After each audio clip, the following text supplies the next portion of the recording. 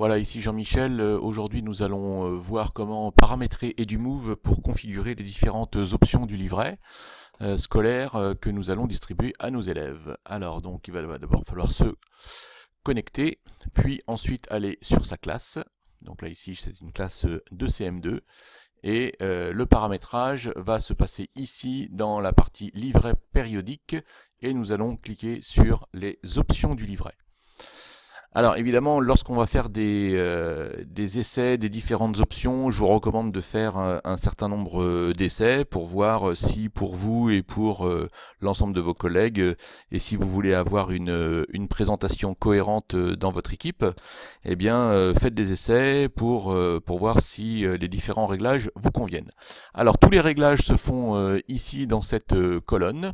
Donc on va d'abord pouvoir régler l'identité de l'enseignant avec la possibilité de scanner une signature.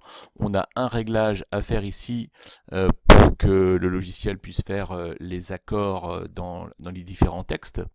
Mettre le nom du ou des enseignants correspondant à la classe. Alors ensuite, très important, le référentiel utilisé. Vous savez qu'à la rentrée, nous changeons de programme et donc on va devoir cliquer ici sur référentiel.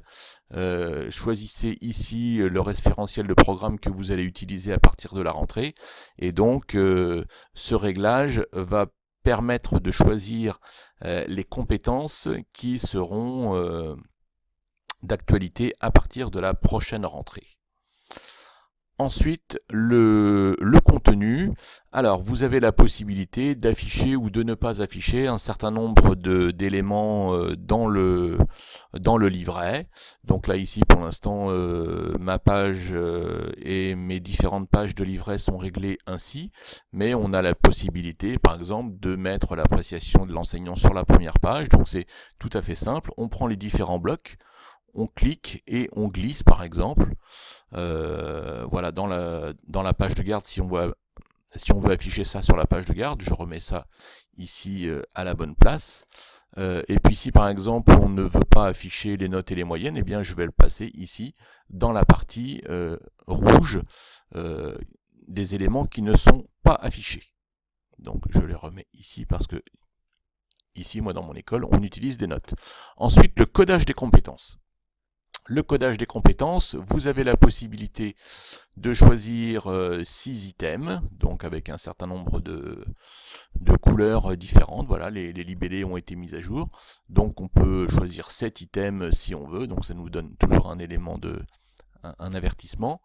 Voilà, je crois que par défaut, le réglage se fait sur 4 items. On a la possibilité de choisir un tableau en couleur si on a la chance d'avoir une photocopieuse couleur. On peut choisir d'afficher des formes carrées ou en cercle. On peut trier on peut trier différemment les compétences qui sont affichées. Voilà, faites des essais pour voir si vos choix correspondent à vos attentes. Ensuite, si dans votre école vous utilisez les notes et les moyennes, donc vous avez la possibilité de les afficher à la suite du livret de compétences.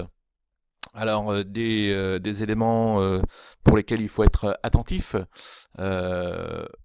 Ici, attentif au type d'arrondi. Alors évidemment, on peut faire le réglage des notes sur 10 avec ou son chiffre après la virgule. Faites attention ici pour les arrondis. Ensuite, le mode de calcul des moyennes. Donc vous avez ici une petite information. Donc la pondération, c'est en fonction d'un dénominateur, et l'égalité, c'est toutes les notes sont ramenées au même dénominateur avant le calcul de la moyenne. Bon, faites votre choix.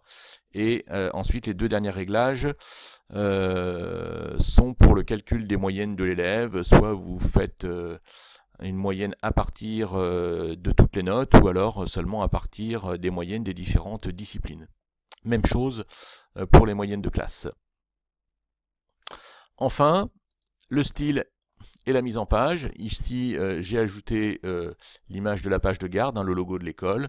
Vous avez la possibilité de choisir un thème économique, classique ou granit, et d'afficher les différents éléments sur une colonne ou sur 2 colonnes, et enfin la possibilité d'afficher votre livret soit en mode portrait, soit en mode paysage. Une fois que vous avez fait tous ces réglages-là, n'oubliez pas de sauvegarder les options, et ensuite vous pouvez générer un ou plusieurs livrets pour faire vos essais. Voilà, il y a un petit moment à passer sur le réglage de ces options du livret, mais normalement ensuite c'est fait une fois pour toutes. Voilà, bon courage dans tous ces réglages et bon travail sur Edumove.